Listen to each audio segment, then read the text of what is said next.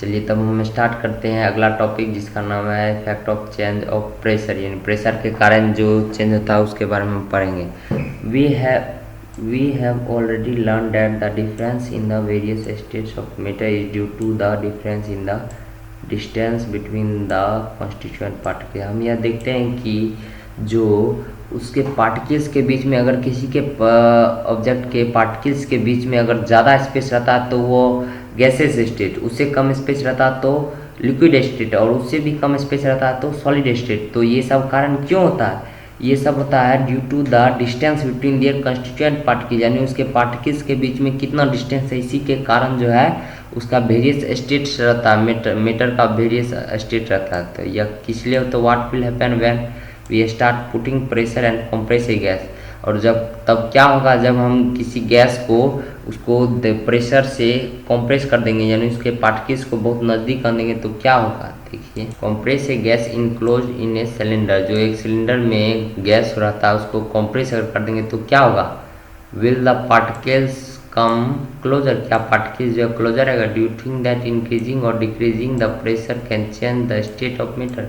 क्या आपको ऐसा लगता है कि हम प्रेशर बढ़ाने या घटाने से, अगर हम प्रेशर को घटाएंगे या बढ़ाएंगे तो उसका अवस्था बदल जाएगा? तो यहाँ देखिए, इस जो फिगर दिखाया गया है इसमें क्या है? इसमें है जो पहले पार्टिकल्स दूर दूर रहता है, यानी स्पेस बहुत ज़्यादा है, उसको हम दाब दिए यानी प्रेस कर दिए तो देखिए नज़दीक आ गया, और प्रेस कर दिए तो ये पूरा नज़दीक आ गया। तो इससे हमें पता यह चलेगा कि जो पहले ये गैसेस स्टेट में होगा, उसके बाद ये लिक्विड स्टेट में बन गया और ये सॉलिड स्टेट में बदल गया। आगे देखिए, applying pressure and reducing temperature can liquefy gases. हम टेम्परेचर घटाकर और प्रेशर बढ़ाकर क्या कर सकते हैं? लिक्विफाई गैस को हम लिक्विफाई कर सकते हैं, यानी सुरक्षित मतलब ठीक कर सकते हैं, उसमें गड़बड़ी जो होगा वह ख़त्म हो जाएगा। Have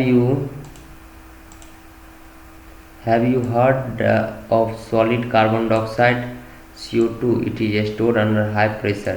आप सुने होंगे सॉलिड कार्बन डाइऑक्साइड के बारे में, जो कहाँ धरा रहता है? अंडर हाई प्रेशर के अंदर धरा रहता है। Solid CO2 gas get converted directly to gaseous state on decreasing the pressure of 1 atm यानी 1 atmospheric pressure without coming into liquid state। जो सॉलिड कार्बन डाइऑक्साइड जो गैस है वह क्या करता है? डायरेक्टली कन्वर्टेड इनटू, तुरंत लिक्विड सॉलिड से डायरेक्ट किस में कन्वर्ट हो सकता है? गैसेस स्टेट में, बिना लिक्विड स्टेट में चेंज हुए, यानी ये एक सब्लिमेशन प्रोसेस है, समझ गए। उसके बाद यह जो है 1 atm इसका एटमॉस्फेरिक प्रेशर से अगर ज़्यादा हुआ या कम हुआ तो वह डायरेक्टली चेंज हो जाएगा किस में? गैसेस स्टेट में चेंज हो। This is the reason that solid carbon dioxide is known as dry ice. यही कारण है कि सॉलिड कार्बन डाइऑक्साइड को क्या कहते हैं? ड्राई आइस कहते हैं। ये क्वेश्चन आ सकता है व्हाट इज ड्राई आइस, तो सॉलिड कार्बन डाइऑक्साइड को ड्राई आइस कहते हैं। या क्यों सॉलिड से गैसेस स्टेट में बदल जाता है? क्योंकि इसको बहुत ही अंदर 1 atm एटमॉस्फेरिक प्रेशर के अंदर ढहा जाता है, और इससे अगर थोड़ा भी बढ़ा तो वह सब्लिमेशन प्रोसेस के द्वारा क्या कर लेगा? चेंज कर लेगा सॉलिड से गैसेस में। Thus we can say that the pressure and temperature determine the state of the substance. इससे हमें यह कंक्लूजन हम क्या निकला कि प्रेशर और टेम्परेचर जो है किसी भी सॉलिड और लिक्विड और गैस की अवस्था को बदल सकता है। अब देखिए, सॉलिड को फ्यूजन के प्रोसेस के द्वारा यानी मेल्ट करके लिक्विड बना दिए, सॉलिड को मेल्ट करके क्या बना दिए? लिक्विड बना दिए। लिक्विड को वेपोराइज करके गैस बना दिए, गैस को फिर डिपोजिट करके सॉलिड बना दिया। अब देखिए, लिक्विड को सॉलिडिफिकेशन करके जमा के क्या बना दिए? सॉलिड बना दिए। फिर से सॉलिड को सब्लिमेशन प्रोसेस से डायरेक्ट गैसेस बन गया, गैस को कंडेंसेशन प्रोसेस से लिक्विड कर दिए। तो ये आपको इंटरकन्वर्जन ऑफ 3 स्टेट, इसको अच्छा से समझना पड़ेगा। अब देखिए, अगले में आपका क्वेश्चन है कुछ, देखिए, convert the following temperature into Celsius scale 300 के 500 थे, इसको सेल्सियस स्केल में बदलना, यानी 0 डिग्री इक्वल टू होता है 273 के, तो कितना डिग्री होगा? जो 300 के होगा तो 27 डिग्री होगा। फिर 573 के हो गया तो कितना डिग्री, यानी 1 डिग्री बराबर के 0 डिग्री बराबर कितना होता है, 273 के होता है। तो 573 के लिए क्या होगा, 300 डिग्री सेल्सियस होगा। What is the physical state of 250 degree Celsius, 250 degree Celsius का फिजिकल स्टेट क्या होगा, लिक्विड गैसियस होगा। 100 डिग्री लिक्विड हो सकता है या गैस भी हो सकता है। For any substance why does the temperature remain constant during the change of state, तो क्यों कहता है जो टेम्परेचर जो है सेम ही रहता है जब कोई अब मीटर जो है अपना अवस्था बदलता है तो उसका टेम्परेचर क्यों सेम रहता है, क्योंकि while changing the temperature the substance gain the latent heat gain कर लेता है, और that's why there is no increase in the temperature of the substance. Such is the method to liquefy atmospheric gas, किस method के द्वारा हम liquefy कर सकते हैं atmospheric gas, by increasing pressure and decreasing temperature we can liquefy atmospheric gas, यानी हम pressure को बढ़ाकर और टेम्परेचर को घटाकर क्या कर सकते हैं, किसी भी एटमॉस्फेरिक गैस को लिक्विफाई कर सकते हैं। अब अगला टॉपिक है इवोपरेशन यानी वाष्पीकरण।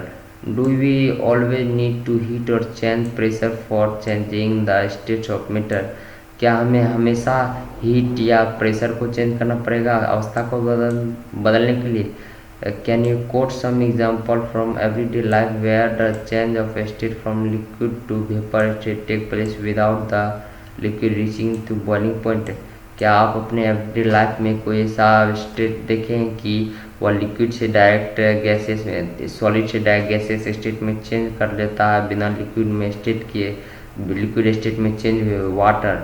वाटर को जब हम well left uncovered slowly change into vapour, water को अगर हम वैसे ही छोड़ देते तो वह किस में चेंज होता है, वेपर स्टेट में चेंज होता है। वी क्लॉथ ड्राई अप, हमारा कपड़ा सूख जाता है। What happen water in the above 2 example, तो वाटर का क्या होता है इस 2 एग्जाम्पल में, यानी कह रहा है कि जब हम अपना अगर कहीं पानी को उझल दिए तो वह थोड़ी देर बाद क्या होता है, सूख जाता है और हवा बन जाता है। और जैसे हम कपड़ा को सुखाते हैं, गीला कपड़ा को सुखाते हैं तो वह सूख जाता है, तो वह पानी कहाँ जाता है, इसके बारे में हम पढ़ेंगे। तो we know that particles of matter are always moving and are never at rest, हम यह जानते हैं कि पार्टिकल्स जो है मैटर का हमेशा चलते रहता है, कभी रेस्ट में नहीं आता है, कभी रेस्ट में नहीं आता है।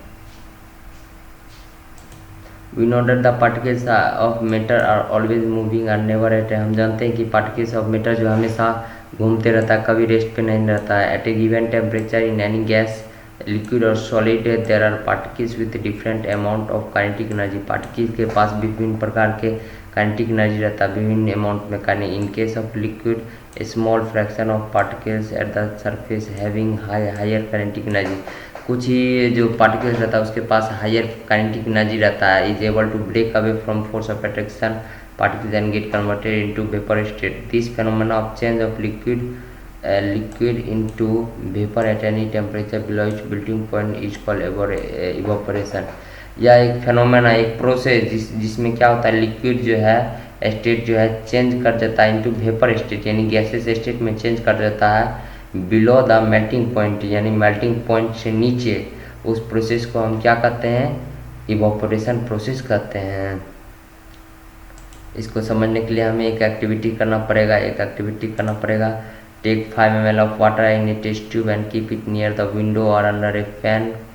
Take 5 ml of water in a open china dish and keep it near the window under a fan. 5 ml of water in open china dish and keep it outside the cupboard on a shelf. On you record your room temperature, record the time or days for the evaporation process. In above case, repeat the above 3 steps in any day and record your observation. What do you infer about the effect of surface area and wind velocity evaporation? देखिए हमें इसमें कह रहा है कि जो पहले हम क्या करेंगे, जो पानी को थोड़ा तेरे पानी ले लेंगे एक कप में, उसको बाद पंखा चला देंगे घर में, उसके अंदर धर देंगे, देखते हैं कितना देर में वह वाष्प बन के निकल जाता है, और रूम टेम्परेचर को भी रिकॉर्ड करनी है। फिर एक चाइना डिश में धर लेंगे, उसके बाद बाहर में धर देंगे, देखेंगे कितना टेम्परेचर पर हुआ जो है, कितना टेम्परेचर पर हुआ वाष्प बन जाता है। फिर हम क्या करेंगे, रेनी डे में उसी को काम को करेंगे। तब देखते हैं कितना टेम्परेचर पर। इससे हमें पता चलता है कि